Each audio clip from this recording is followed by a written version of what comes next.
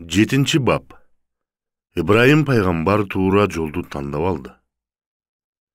Биздин күнөөбүз үчүн ар кандай кун төлөөгө жасалган аракеттерди асыл Куран четке кагат. Түбөлүктүү өлүмдөн кун төлөп кутула турган биздин анда кандай мүмкүнчүлүгүбүз бар? Кун төлөө курмандык чалына турган Вассафат сүрөсүндөгү эскертилген Аль-Фида менен негизделген. Бул ак баталуу майрам Идал Атха болуп майрамдалып келет. Вассафат сүрөсү 107-аят. Жана биз анын уулун улуу курмандык менен куткарып алдык. Ат-Табари Ибраим алейхиссалам уулун курмандыкка алып келиши деген теманы изилдөөнү биринчи жарыялаган. Ал мындай деп жазат: Биз анын ордуна өлбөсүн деп, жогорку балуулугу бар кочкорду берип, бошотуп алдык. Берилген цитата Аль-Судди аятынан негизделгендиктен, Исмаил Аль-Судди тасфир деңгээлиндеги окумуштуу ислам теологиясындагы биринчи курмандыктын чалынышын сүрөттөгөн. Исламдын алгачкы жазуучулары Фидуя Ибраим алейхиссалам уулун куткаруу үчүн Кудай аркылуу берилген мүмкүнчүлүк деп түшүнүшкөн деген бизде болжол бар. Ибраим алейхиссалам кабыл алып жана жандыкты курмандыкка чалды. Жана анын ишенимин күнөөмсүз олкусуз эле. Бакара сүрөсү 111, 112, 131, 132 аяттар. Алар бейишке жалаң жөөт же христиан болгондор кирет дешти. Бул алардын куру кыялдары. Айткын, эгер чынчыл болсоңор, далилиңерди алып келгиле. Жок, ким жакшылык кылбаган абалда өзүн Аллага тапшырса, ал үчүн Алланын даргөйүндө сооп сыйлык бар, жана алар үчүн эч кандай коркунуч жок. Алар капа кайгыда болушпайт. Эстегиле, Раббиси ага моюн сун дегенде бүткүл ааламдардын Раббисине моюн сундуң деди. Ибраим аны менен бирге Якуб да балдарына ушул динди осуят кылып айтышты. Уулдарым, албетте, Алла силер үчүн ушул динди тандады. Демек, мусулман болгон бойдон гана дүйнөдөн өткүлө. Ниса сүрөсү 125-аят. Чыныгы мусулман болгон абалында өзүн Аллага тапшырган жана акыйкат жолдогу Ибраимдин динине ээрчиген адамдын дининен да кереметирээк дин барбы? Акыры Ибраимди Алла өзүнө дос туткан. Силер кандай чечим кабыл аласыңар? Бул суроого минтип жооп берсе болот. Биз мусулман болуп эсептелебиз. Ушунун өзү жетишиктүү. Бирок жогоруда келтирилген аяттар Алланын эркине жана анын пландарына ак ниеттүүлүк менен тил алчаак болуу тууралуу бизге эскертип жатат. Ибраим алейхиссалам үлгүсү бизди берилгендикке, башкача айтканда Аллага жана анын куткарып алуу планына ишенимдүүлүк көргөзүү керек экендигине үйрөтөт.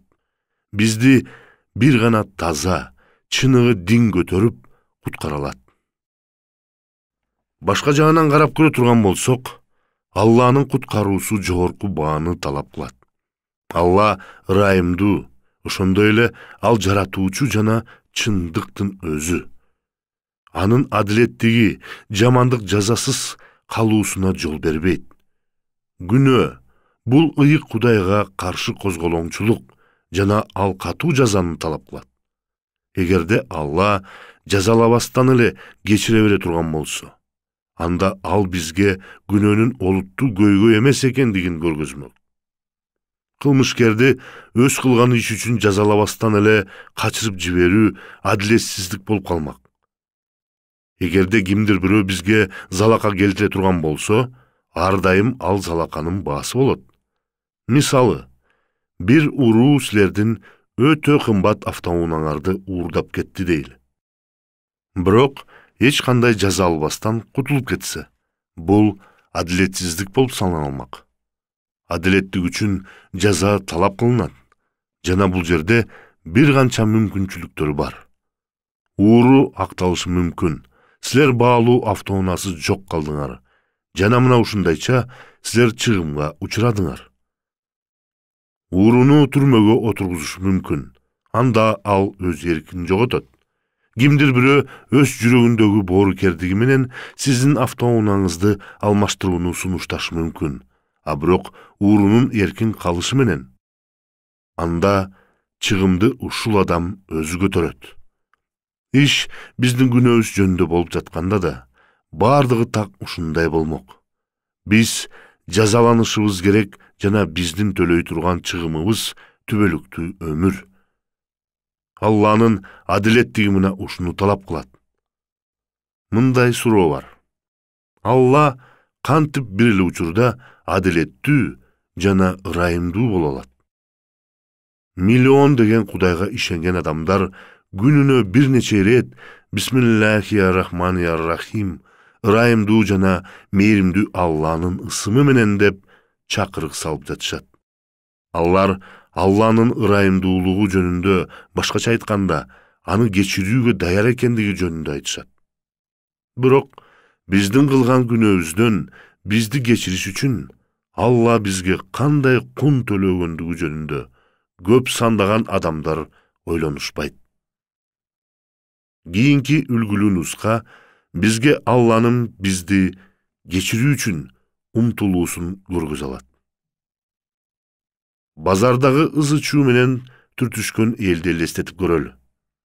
Капысынан бир адамдын ууруну кармагыла деген кыйкырыгы чыкты.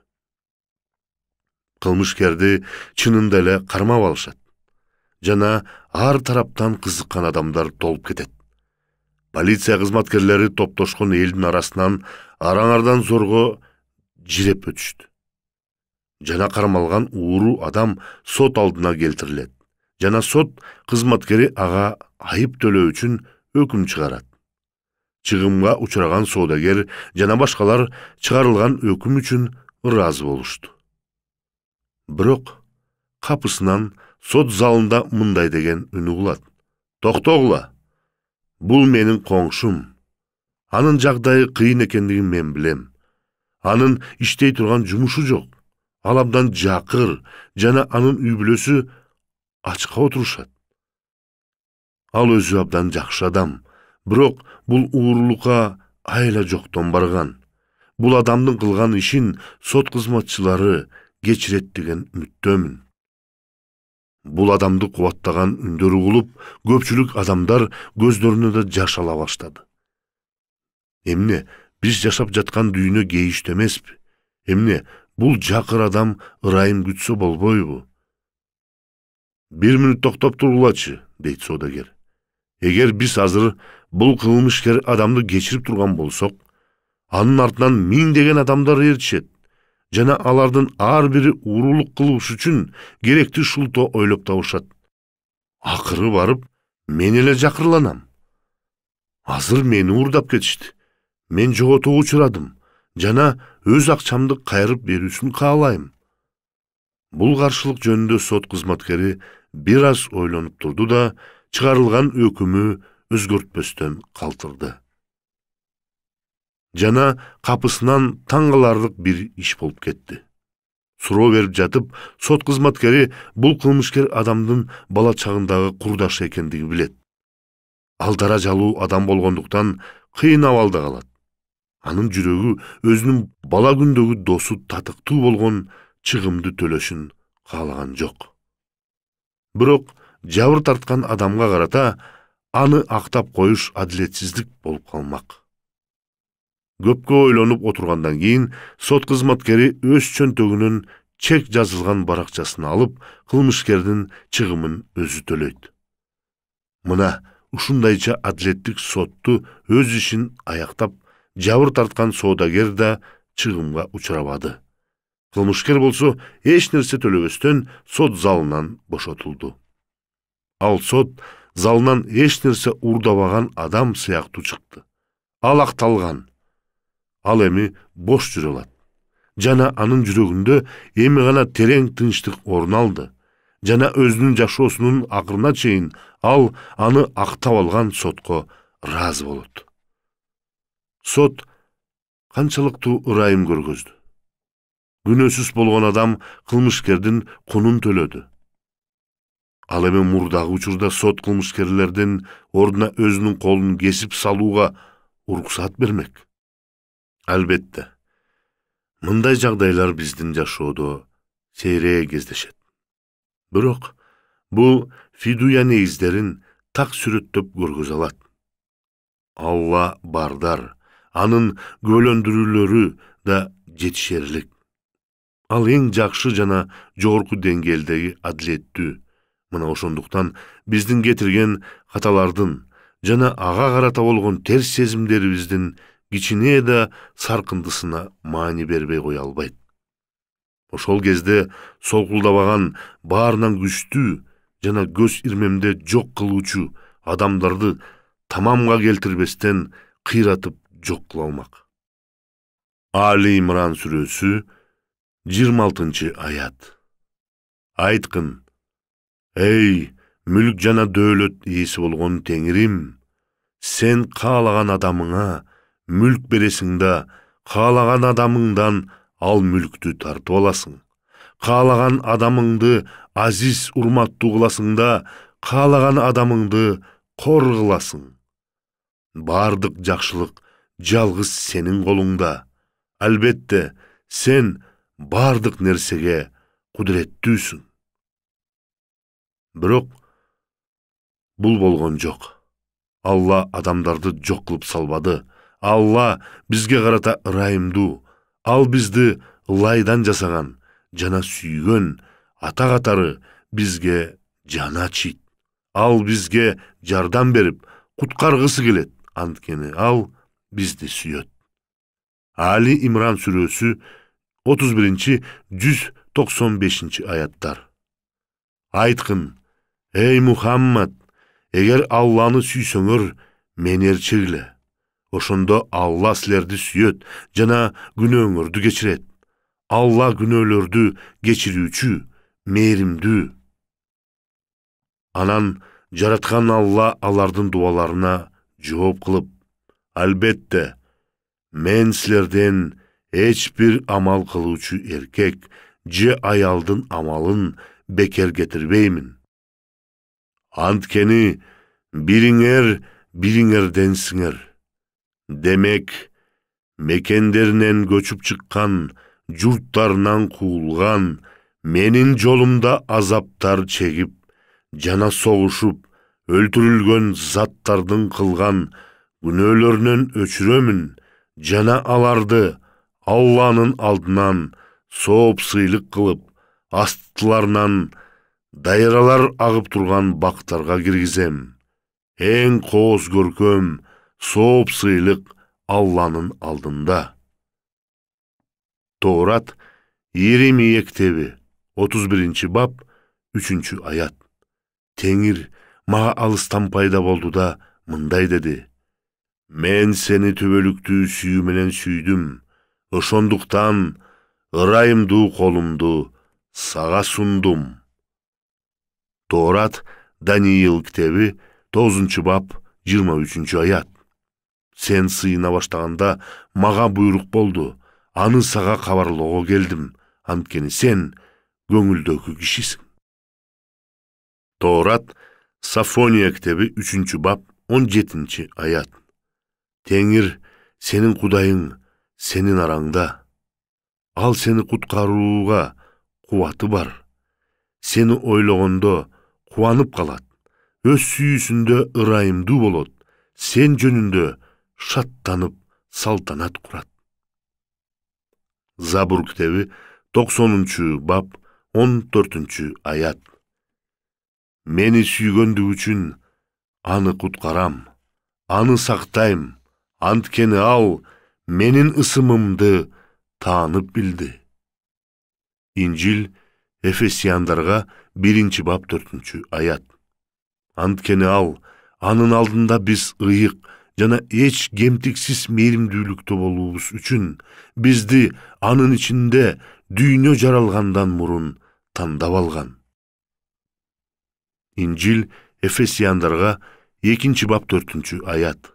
Бирок ырайымы мол Кудай өзүнүн чоң сүйүүсү менен бизди сүйүп калган. Инжил 1-Иоанн 4-бап 8-аят. Ким сүйбөсө, ал Кудайды тааныбайт. Себеби Кудай өзү сүйүү экен. Алла өзү сүйүү. Сүйүү адамдардан тапкан нерсеси эмес. Бутпарастардын бир дагы жасалма кудайлары сүйүү жараткан жок. Дүйнөлүк тарыхында сүйүү жерге жогорудан келип жаткандыгы жөнүндө көптөгөн далилдер бар. Адилеттүүлүк үчүн айбанаттар дагы ушундай сүйүүнү баштан өткөрүшөт деген адамдардын көбөлөндүрүүлөрү да жетишерлик. Маймыл да өз баласын сүйүп, ал үчүн өз жанын берет. Ушундай эле көпчүлүк жаныбарларда сүйүүнү сезишет. Бирок ыйык кылып жана дүйнөнү куткаруучу сүйүү башкача. Эгер Алла өз сүйүүсүнүн кичинекей бир бөлүгүн көргүзбөй турган болсо, күн өзүнүн жарыгынан миңдеген бир бөлүгүн да чачпай калат. Бул сүйүүнүн жарыгы бул караңгы дүйнөгө жаркырап турат. Бирок Алланын сүйүүсү такыр башкача. Алла өзү жарык, жана Алла сүйүүчү. Айырмасын билбей туруп, муну түшүнүүгө мүмкүн эмес. Анкабут сүрөсү 25-аят. Ибраим айтты: силер жалаң дүйнө турмушуңдагы өз ара дос туугандарыңарды көздөп, Алланын ордуна буттарды кармандыңар. Али кыямат күнүндө айрымдарыңардан танап, айрымдарыңардан каргыштайт. Силердин бара жаткан жайыңар тозок, силер үчүн жардамчылар жок. Инжил Матфейдин китеби 5-бап 43-47-ге чейинки аяттар. Силер жакын кишиңди жакшы көр, душманыңды жаман көр деп айтылганын уккансыңар. А мен силерге айтам, душманыңарды жакшы көргүлө. Силерге наалат айткандарга алкыш айткыла. Силерди жаман көргөндөргө жакшылык кылгыла. Жана силерди таарынтып койгондор үчүн, жана силерди кууп жибергендер үчүн сыйынгыла. Ошентип асмандагы атаңардын уулдары болосуңар. Анткени ал жамандарга да, жакшыларга да бирдей күн тийишин буйрук кылат. Жана жамгырды адилеттүүлөргө да, адилетсиздерге да бирдей жаадырат. Анткени эгерде силерди сүйгөндөрдү деле жакшы көрсөңөр, кайсы сыйлык силерге болсун? Салык жыйноочулар да ошондой кылбайбы? Жана силер тууганыңар менен саламдашасыңар, кайсы өзгөчөлүктү көрсөтөсүңөр? Бутпарастар да ошондой мамиле кылбайбы? Биринчи, адамдык сүйүү бутпарастарда, кайрдиндерде жана Аллага табынып жаткандарда деле бар. Ал сүйүү өзүнө, ата-энелердин балдарга, балдардын ата-энелерге, адамдардын бири-бирине болгон сүйүүлөрүн камтыйт. Алланын сүйүүсү асмандык болгондуктан, бул сүйүүлөрдүн баары жердик болуп саналат. Алланын сүйүүсү жогорудан, ал эч ким үчүн болуп көрбөгөндөй, анткени ал асмандын белеги. Адам аны бир гана ишеним аркылуу ала алат. Аны билим жана маданият, көп кылымдар аралыгындагы тажрыйбалар менен алуу мүмкүн эмес. Экинчи, адамдык сүйүү сулуулукка жана жакшы сапаттарга көз каранды. Качан адам үйлөнүүгө бирөөнү издей турган болсо, жагымдуу, сулуу жана жаарокер айымды издештирет. Аны урушчаак жана өңү серт айымдар кызыктырбайт. Мына ушундайча достошкондо да биз жаман адамдардан качып, жакшы адамдарга жакындайбыз. Алланын сүйүүсү тескерисинче, сулуу жана жакшыларды издебейт. Анын күнү жакшы адамдарга тийгенде эле, жаман адамдарга да бирдей эле тиет. Ал жамгырды жакшы адамдарга жаадырган сыяктуу эле, жамандык кылып жаткан адамдарга да бирдей эле жаадырат. Алланын бир канча кылымдар аралыгындагы адамдарга болгон мамилесин ыйык жазуулар, адамдар анын сүйүүсүнө татыктуу же татыксыздыгына карабастыгын айтып келет. Алла адамдардан алдаганча жогору, башталышы жана аягы, ачыгы жана жашырууну да ал. Алла жаратылышынын үстүнөн канчалыктуу жогору болгонуна карабастан, өзүнөн төмөнкүлөр үчүн камкордук көрөт.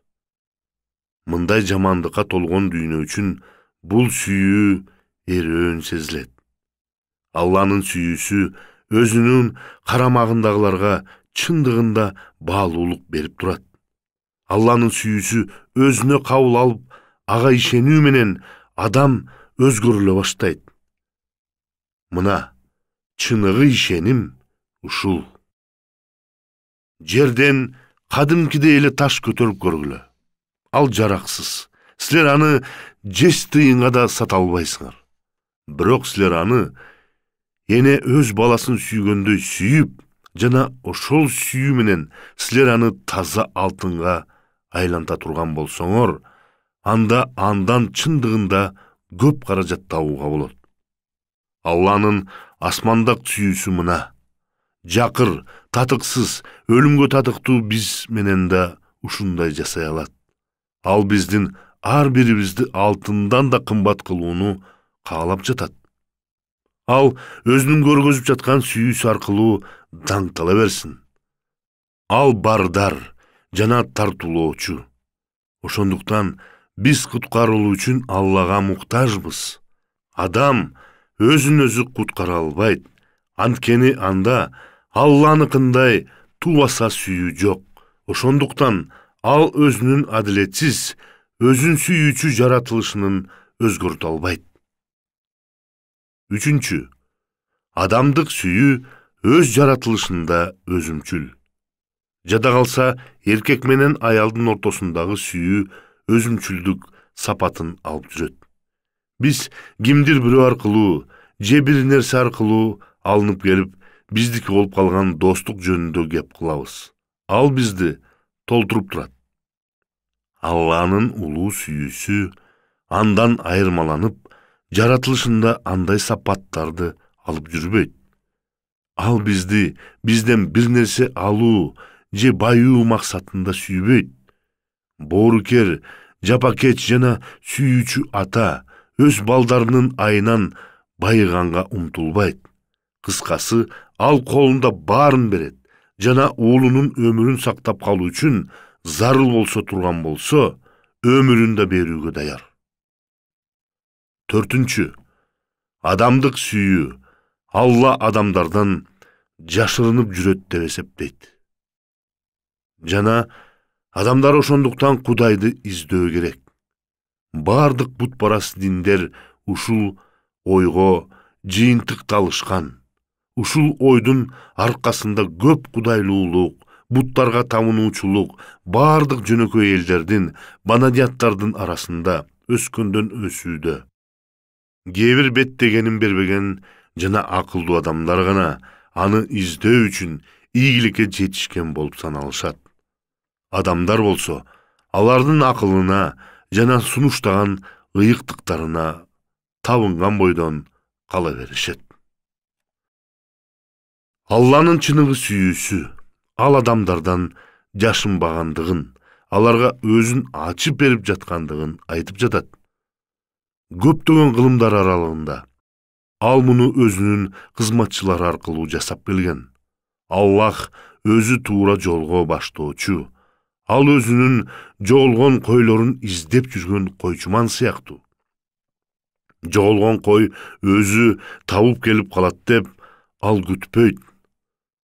Алла бутпарастардын сыйына турган жайларында, Римде же буддисттердин чиркөөлөрүндө жашынып жаткан да жок. Биз аны өзү жашынып жаткан жерден табуу үчүн көп каражат талап кылган жана опуртал сапарга чыгышыбызды да күтпөйт. Ал жоголгондорду таап жана аларды куткаруу үчүн келди. Анын сүйүүсү илең салаң эмес, анын сүйүүсү жандуу. Ушул чындыктын маанилүү болгондугунун да себеби бар. Эгерде адамдарга өзүн издетүү үчүн Алла жашынып ала турган болсо, анда Алла менен адамдын ортосунда адам бийигирээк болуп эсептелмек. Алланын жашынган жөндөөлүгүнө караганда адамдын беттегенин бербеген сапаты күчтүүрөөк сезилмек. Бул адамды жаш балдардын жашынмак ойногонундагы жеңүүчү сыяктуу кылып жогору көтөрмөк. Бул жалпы колдонуп жүргөн көз караштар. Жалган диндер менен бутка табынуучулардын борбору болуп саналат. Ушунун урматына адамдар өзүн куткаруучулуктун жана табынуучулуктун негизи деп эсептешет. Бутпарастык сүйүүнүн жалган түшүнүүнүн жемиши. Ал эми чыныгы дин, чындык сүйүүнү, асмандык түшүнүүнүн жемиши болуп эсептелет. Эгерде чыныгы дин адамдардын өзүмчүлдүк сүйүүсүнө каршы турбаса, анда биз баштагыдай эле жаратылышыбыздагы өзүмчүлдүгүбүздү уланта бермекпиз. Ачкөздүк, денелик кумарлар, керт башынын камын ойлоочулук, көрө албастык, согуш, нике бузууну каалагандык, анын көрүнүшүнүн тизмеси чексиз. Алланын ырайымы болбогондо, ар бир адам өзүнө кароо менен жүрөктөрү мына ушундай боло тургандыгын моюнуна алуусу зарыл. Алланын бүт дүйнөгө болгон сүйүүсү шайтандын ушул өзүмчүлдүк рухуна каршы турушу керек. Ал адамдардын колдонуп, көнүп калган ушунчалык көп адилетсиздикти, кайгы зарларды жана ооруларды жаратып жаткан жүрүшүн түп тамырынан ойрондошу зарыл. Ал өзүмчүлдүк күнөөсүн талкалаш керек. Кечирим, жамандыкты кечирип жана ага чыдай бергендин дагы жогору нерсе болуп саналат. Чыныгы келишкендик жамандыкты оңоп жана жүрөктү тазалайт. Алланын сүйүүсү бул шайтан умтулгандай чоңураагын көздөгөн өзүмчүлдүк сүйүү эмес. Бул сүйүү тескерисинче, ким ылдый болсо, коркоктук жана өзүмчүлдүк сапаттардан тышкары болсо, ошолорго түшүндүрүүнү каалайт. Ал өтө күчтүү. Шайтан байлап койгон күнөөнүн түйүнүн Алла мындай сүйүүдөн башка эч нерсе менен чече алмак эмес.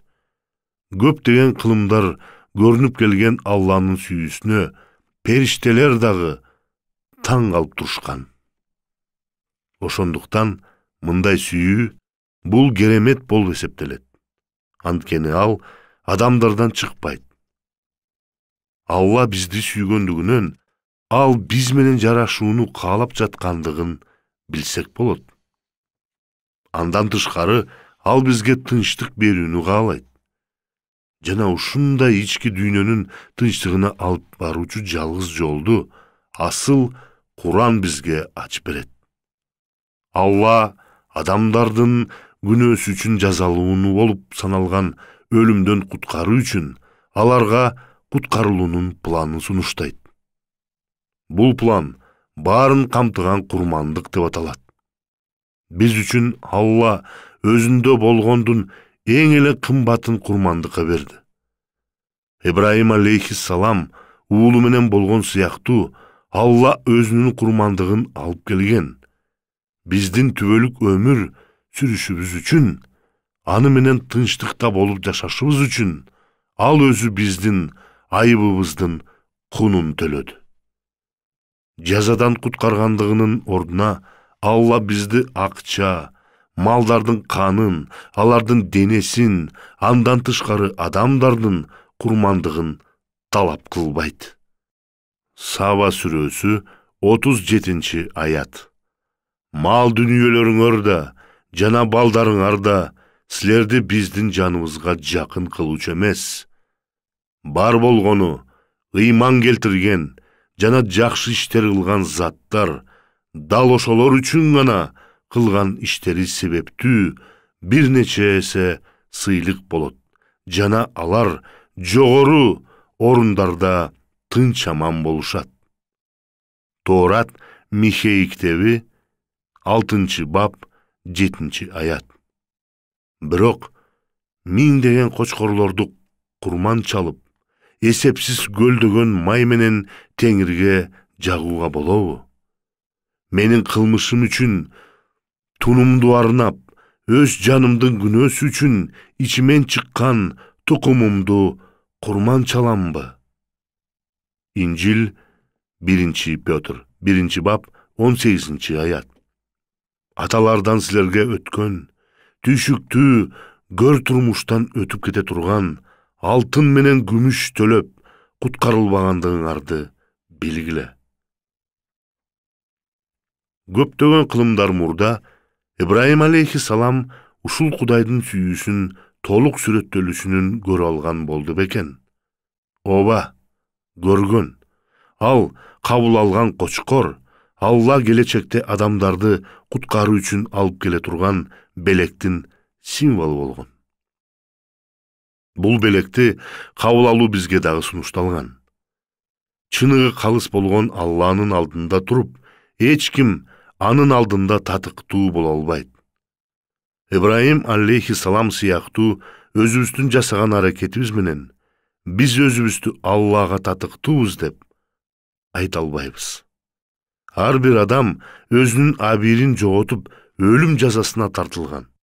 Куткарылуунун жалгыз гана шарты бул жогорудан келген фидуя курмандыкты кабыл алуу. Качан биз өз абалыбызды Алласыз, үмүтсүз деп сезе турган болсок, анда биз анын бизди куткарып алуусун суранып жаткандыгыбызды билдирген болобуз. Ошондо Алла бизге айыпсыз деп чечим чыгарат. Ошондо гана биз эч качан күнөө кылбаган сыяктанып, жүрөгүбүздүн тереңинде тынчтык пайда болот. Бул биздин өзүбүздүн абалыбыздын туруксуз экендигин сезгендигибиз, өзүбүздү чындап ага тапшыргандык ислам болуп саналат. Биздин берилгендигибиздин негизи Алла бизди жазалап коет деген коркунуч болбошу керек. Тескерисинче, биздин ишенимимдин негизи анын адилеттигине жана өтө боорукердигине терең урмат көргөзүү жана биз аны ырайымына мукташ экендигибизди билүү.